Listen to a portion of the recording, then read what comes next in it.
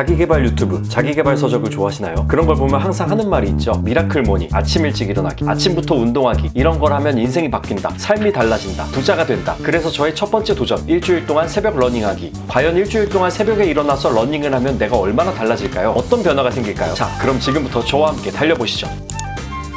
첫째 날입니다. 새벽 4시 57분 기상. 역시 사람은 의지의 동물인 것 같습니다. 평소에는 7시에 일어나는 것도 힘들어서 알람을 10개를 맞춰놓고도 간신히 일어났는데 오늘은 챌린지 시작하는 날이라고 굳은 결심을 하고 자서 그런지 알람을 5시에 맞춰놨는데 4시 57분에 그냥 자동으로 눈이 딱 떠지더라고요. 그렇게 준비를 하고 뛰러 나갔습니다. 3월 초라 아직 영하권 날씨였지만 챌린지 첫째 날에 굳은 의지로 불타는 저에게 이따위 추위는 전혀 문제가 되지 않았습니다. 열심히 뛰다 보니까 솔직히 그렇게 막 엄청난 쾌감, 도파민, 승리감 이런 건 잘 모르겠습니다. 근데 그건 있더라고요. 뭔가 내가 남들보다 하루를 1시간 더 사는 기분? 남들보다 더 보람차게 알차게 하루를 시작했다는 뿌듯함? 예를 들어 그런 거 있잖아요. 교실에서 쉬는 시간에 친구들은 다 엎드려 잘 때 나 혼자 영단어를 외우고 있는 그런 묘한 쾌감? 그리고 생각보다 새벽 5시에도 하루를 시작하는 사람들이 꽤 많아서 놀랐습니다. 출근을 하는 사람, 저처럼 운동을 하는 사람, 어디론가 나서는 사람, 세상엔 정말 부지런한 사람이 많다는 걸 느꼈고 앞으로 나도 부지런하게 살아야겠다는 자극을 받을 수 있었습니다. 첫째 날 몸무게입니다.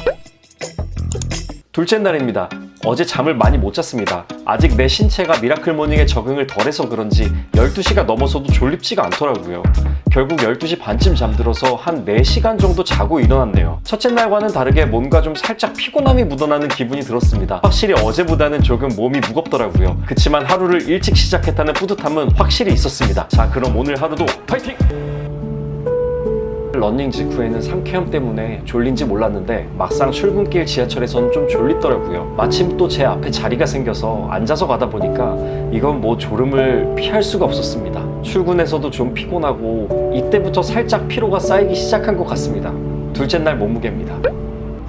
셋째 날입니다. 셋째 날부터 갑자기 아침에 일어나는 게 확 힘들어지는 느낌이 들더라고요. 초심 버프가 사라진 기분이랄까요? 사실 그럴 수밖에 없는 게 제가 새벽 운동을 하고는 있지만 그동안 30년 넘게 제 몸이 아침형 인간과는 전혀 반대로 살아와서 그런지 12시 전에는 잠이 안 오더라고요. 3일 연속으로 5시간도 못 잔 거니까 피곤함이 몰려오는 게 당연한 거겠죠. 그래도 일단 나갔습니다. 3일차에 이대로 무너질 순 없었습니다. 근데 여기서 갑자기 문제가 발생했습니다. 달리기를 마칠 때쯤 갑자기 왼쪽 엄지발가락 쪽에 통증이 느껴지더라고요. 너무 아파서 못 걸을 정도까지는 아니었지만 걸을 때마다 엄지발가락에 꽤 심한 통증이 느껴지는 정도? 그래서 엄지발가락에 최대한 힘이 덜 가도록 걸을 때마다 의식을 하며 걸어야 했습니다. 달리고 난 이후에 일상생활 중에도 엄지발가락이 하루 종일 욱신거렸습니다. 과연 이대로 챌린지를 진행하는 게 맞는 건지 걱정이 되기 시작했습니다. 아니 4km씩 3일 뛰었을 뿐인데 이렇게 아플 수가 있나? 내 달리기 자세에 무슨 문제가 있었나? 러닝화가 아니라 운동화를 신어서 그런가? 사람이 안 하던 짓을 하면 죽는다더니 이대로 죽는 건가? 별의별 생각이 들고 걱정이 되기 시작했습니다. 그렇게 이 챌린지를 중단해야 되나 말아야 되나 고민을 했습니다. 셋째 날 몸무게입니다.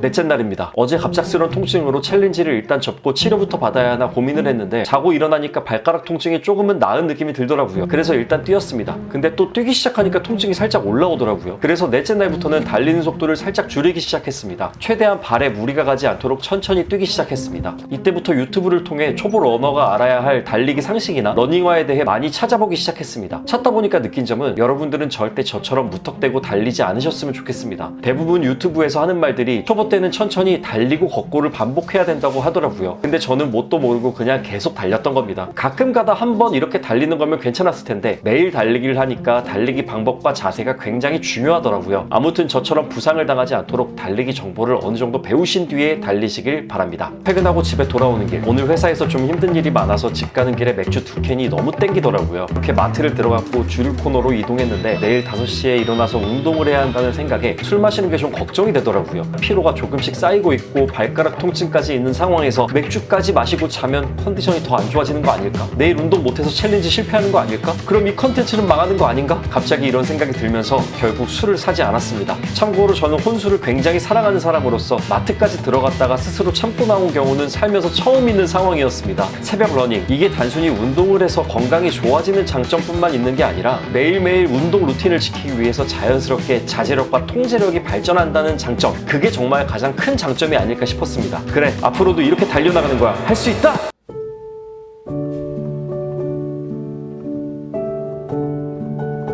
오늘 아내가 지방 출장이 오래 걸려서 집에 못 돌아올 것 같다고 갑자기 연락이 왔습니다. 러닝으로 인한 자제력 상승도 이런 하늘이 내린 기회를 막을 순 없었습니다. 그래, 이 정도 보장은 있어야지. 이 정도 도파민은 약이지. 앞으로 더 열심히 하기 위한 연료라고 생각하자. 결국 소주와 맥주를 시원하게 마시고 행복하게 잠이 들었습니다. 넷째 날 몸무게입니다.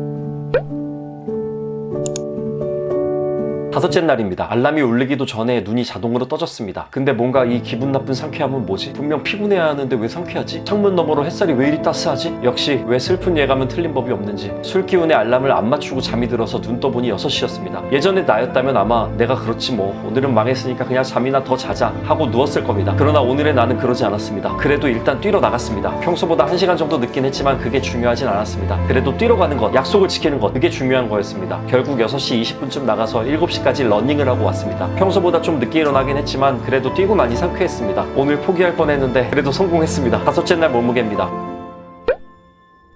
여섯째 날입니다. 여섯째 날 몸무게입니다.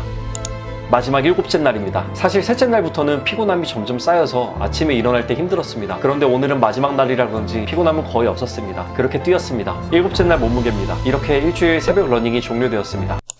네, 이렇게 총 일주일간의 새벽 러닝을 마쳤습니다. 하고 나니까 느끼는 새벽 러닝의 장점, 먼저 하루를 시작하면서 어려운 미션을 클리어했다? 이런 데서 오는 뿌듯함, 쾌감 뭐 이런 게 좀 있더라고요. 그리고 하루의 첫 스타트를 잘 끊으니까 그 다음 일과도 더 열심히 살아야겠다, 부지런하게 살아야겠다 이런 기분이 들면서 좀 더 하루를 의식적으로 사는 느낌? 여러분들 그럴 때 있잖아요. 아침에 딱 눈 떴는데 유튜브 좀 보고 핸드폰 좀 보다 보니까 두세 시간 훌쩍 지나고 짜증나가지고 또 핸드폰 좀 보다 보니까 하루가 그냥 통으로 다 지나가 버리고 그럴 때 되게 자괴감 느끼고 현타 오잖아요. 근데 새벽부터 러닝을 하고 시작을 하니까 마음가짐이 진짜 좀 달라지더라고요. 그리고 두 번째는 절제력과 통제력이 조금 생깁니다. 물론 저 같은 경우는 중간에 술 한잔 마시긴 했지만 보통 제가 술 약속을 먼저 만드는 스타일이거든요. 사람 만나는 걸 좋아해서. 근데 이 새벽 러닝을 하게 되니까 제가 먼저 술 약속을 잡아가면서까지 술을 마시자니 좀 걱정이 되더라고요. 아무래도 매일매일 새벽에 러닝을 해야 되는 그 루틴을 지켜야 된다는 그런 책임감 때문에 좀 노력을 했던 것 같습니다. 그리고 아무래도 술을 덜 마시다 보니까 야식도 자연스럽게 안 먹게 돼서 체중 감량도 2kg 정도 됐던 것 같습니다. 근데 개인적으로 단점도 있었습니다. 참고로 이 단점은 제가 개인적으로 느끼는 단점이니까요. 이 영상을 보시는 분들은 이걸 잘 보완하셔가지고 새벽 러닝의 장점만 쏙쏙 가져가셨으면 좋겠습니다. 첫 번째 단점은 제가 영상 속에서도 언급했지만 달리기에 대한 기본적인 상식이나 뭐 자세라던가 러닝화 이런 거에 대한 기본 지식이 전혀 없는 상태로 그냥 막 나는 할 수 있다는 욕심에 뛰다 보니까 이게 부상이 오더라고요. 지금 챌린지가 지나고 한 2주 정도 지난 시점이거든요. 근데 아직도 왼쪽 엄지발가락이 조금 욱신거리는 그런 느낌이 있어요. 영상 보시는 여러분들은 저처럼 무턱대고 그냥 막 달리기 하지 마시고요. 충분히 조금 알아보신 다음에 달릴 것을 추천드립니다. 두 번째 단점, 새벽 5시부터 하루를 시작하다 보니까 중간중간에 피곤함이 많이 오더라고요. 저 같은 경우는 보통 12시에서 1시 사이에 잠드는 게 습관이 돼서 챌린지를 하는 일주일 동안 평균적으로 한 4시간에서 5시간 조금 못 잤던 것 같아요. 분명히 중간에 내일은 좀 일찍 자야지, 내일은 좀 일찍 자고 일찍 일어나야지 라고 하는데 뭐 이것저것 하다 보니까 어영부영 항상 12시가 넘어서 잠이 들었던 것 같습니다. 정말 미라클 모닝이 어려운 게 아침에 일찍 일어나는 것도 참 어렵지만 일찍 잠드는 것도 생각보다 많이 어렵다라는 걸 느꼈습니다. 영상을 시청하시는 여러분들께서 새벽 러닝, 미라클 모닝을 도전하신다 이런 분이 계시다면 일찍 잠드는 수면 루틴도 꼭 만들어 가시길 바라겠습니다. 자, 그렇다면 이쯤에서 여러분들이 궁금해하실 점이 있죠. 챌린지 이후에도 새벽 러닝을 이어갈 것이냐 말 것이냐. 앞으로 저는 새벽 러닝을